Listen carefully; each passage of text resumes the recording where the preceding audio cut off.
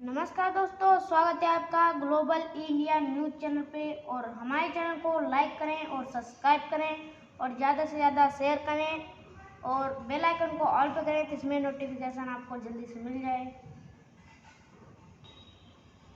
मानव अधिकार अधिनियम 1993 क्या कहता है? मानव अधिकार संरक्षण। जी हाँ, मनुष्य के अधिकारों को सुरक्षित करने के लिए जो नियम बनाए गए, जो कानून बनाए गए, जो व्यवस्था बनाई गई, उसे हम मानवाधिकार संरक्षण अधिनियम या नियम के नाम से जानते हैं। सन 1993 की अगर हम बात करें, मानव अधिकार संरक्षण अधिकार अधिनियम 1993 की बात करें, तो इसमें स्पष्ट रूप से यह जिक्र आता है और इसमें यह डिस्क्रिप्टिव दिया गया, इसका डिस्क्रिप्शन दिया गया कि यह मानव अधिकार जो भी ह्यूमन राइट्स है उनको सुरक्षित रखने के लिए, उनको सेफ रखने के लिए यह नियम बनाया गया। इसका प्रमुख उद्देश्य क्या था वो एक नजर में आपको बताना चाहूंगा।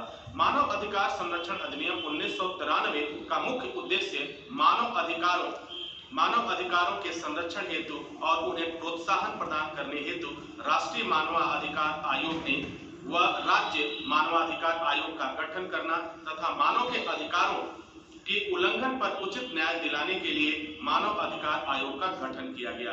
अर्थात ये बात साबित हो जाती है कि मनुष्य का जो भी अधिकार है, जो मानवाधिकार है, उसका राइट्स है, जो फंडामेंटल राइट्स है, ह्यूमन राइट्स है, कहीं न कहीं निश्चित रूप से इसमें परेशानियां खड़ी की जाती हैं, दिक्कतें आती हैं। तो इसके लिए ये है राष्ट्रीय मानवाधिकार का गठन होगा, उस देश में फिर राज्य मानवाधिकार का गठन होगा और फिर उसके अकॉर्डिंग इनकी अलग अलग इकाइयां भी होंगी। इनका मुख्य काम क्या होता है कि ये मानवाधिकार के लिए ही काम करते हैं। अगर कहीं इस तरह का अत्याचार हो रहा है या क्रूरतापूर्वक व्यवहार किया जा रहा है जो मानवाधिकार के अगेंस्ट है, तो निश्चित रूप से उसके लिए वह काम करता है और इनके लिए इनकी जो न्याय प्रणाली है वो विधि के द्वारा, यानी वो जो तरीका है उस देश का जो भी रूल्स है उस रूल को मानते हुए हम इसके लिए न्याय की प्रक्रिया भी आगे बढ़ाते हैं। अर्थात सब मिलाकर अगर हम बात करें तो सन 1993 का जो है 1993 का जो ह्यूमन राइट्स अधिनियम है वो सीधा क्या करता है, सीधी सी बात है, आप इस बात को समझ सकते हैं कि यह मानवाधिकार को संरक्षित करने के लिए, सुरक्षित करने का एक अधिकार प्राप्त है, एक नियम है जिसके अंतर्गत तमाम तरह की व्यवस्थाएं की जाती हैं। यानी आप किसी भी व्यक्ति के साथ अन्याय नहीं कर सकते, किसी भी व्यक्ति के साथ क्रूरतापूर्वक व्यवहार नहीं कर सकते, यानी इसमें बहुत सारी चीजें आ जाती हैं।